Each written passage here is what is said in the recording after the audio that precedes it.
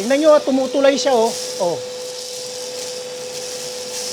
Tingnan natin kung kaya yan, ha. Ayan, kalat na natin. Ito, ayan, tingnan nyo, ang lalaki ng bato, oh. Ito po ay mga mais. Meron ding durog na mais. At syempre, ito, kumakatawa naman po ito sa alikabok. Tingnan natin kung kaya yan, ha. Ayan, kalat na natin, oh. At mga papel. Ito yung vacuum. Nung nakaraan, binidyohan ko po yan. Pinakita ko sa inyo kung gaano po kalakas itong ating pong vacuum blower. Tetestingin ko po sa inyo, ito pong mismong panggamit ko. Ang testingin ko muna. Unahin na natin yung pang-alikabok. Oh, lakas oh. Oh, ito. Tingnan nyo po kung paano siya humigop po. Oh. Ayan, oh. Kitang-kita po oh. Oh. Ayan oh. Malayo pa siya. Oh, dito natin para mas kita oh. Ayan o, malayo pa siya, hinihigop na yung alikabok. Okay. O, try naman po natin dito. Ito. O, ayan. Medyo mas malalaki. O. Tingnan nyo, tumutulay siya o. O. Ganyan po kalakas. O. Ito naman pong mga papel, kalat natin. O. Malayo pa, hinihigop na. At syempre, ito medyo malaki-laki. O.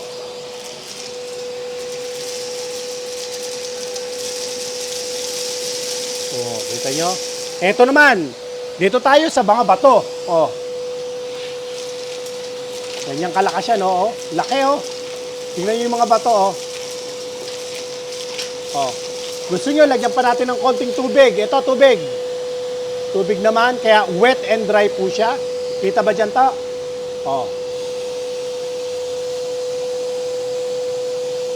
Oh, yun, oh. Ito. Oh, yun, oh. Oh, ito pa. Yan. Oh. Ito. Oh, yan. Okay. Hey!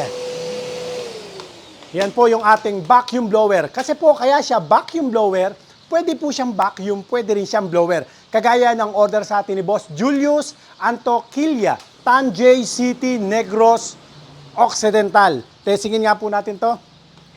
Try natin.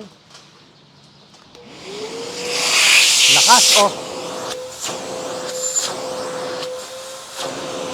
Try ko po sa blower.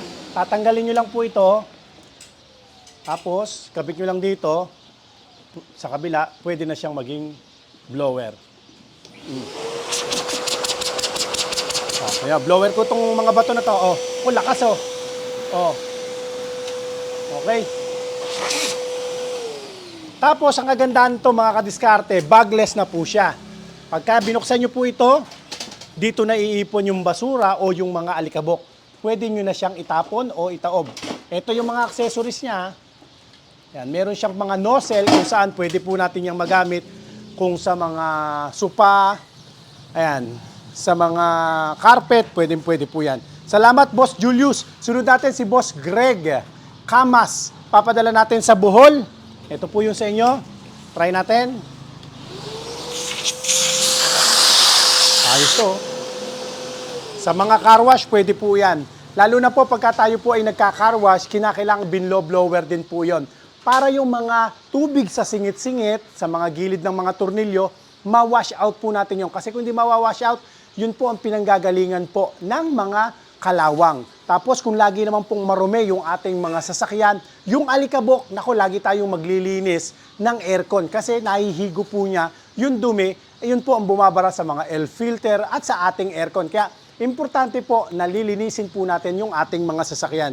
Salamat po, Kuya Works ng North Cotabato. Vacuum blower din ang in-order sa atin. Testingin natin to. Saksak nyo muna.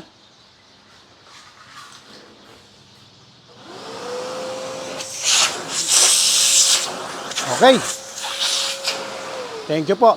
Ang presyo lang po niyan, 3,800 lang po yan mga kadiskarte. Meron na kayong vacuum blower. Hindi uso ang PM Send or check your inbox po sa atin. Sasabihin po sa inyo ang presyo para po makapag-canvas po kayo. Sinamahan niya ang order niya ng high pressure washer. Talaga namang sinakto na po. Ito po, nakasawsaw lang po siya sa balde. Pwedeng nakasawsaw lang sa balde.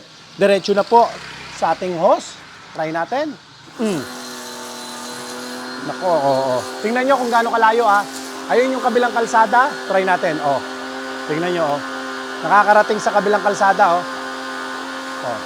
Ganyan po yung kalakas. Okay.